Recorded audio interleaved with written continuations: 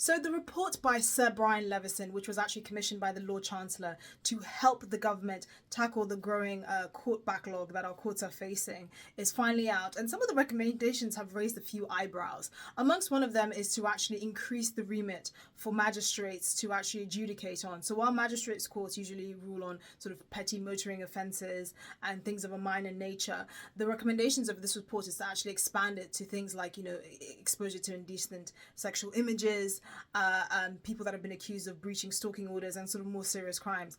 Another recommendation from this report is that there should be Crown Court bench divisions, which is basically a court made up of one judge and two magistrates to oversee cases that have the possibility of at least a maximum 3-year prison sentence, instead of those cases which would typically go to a jury trial actually going to a jury trial. And there have been many concerns raised. Basically, why are we trying to water down our judicial system more and more? Because successive governments have basically shirked their duty to actually properly fund our judicial system. This report is not too dissimilar from a report by Sir Robin Ould, which was released back in the early 2000s. That's over 20 years ago, and we still have an even worsening case now, where over almost 80,000 cases are still being held up in our criminal court, and up to 20% of the prison population are basically people being held on remand waiting for justice. Some cases haven't even been, booked in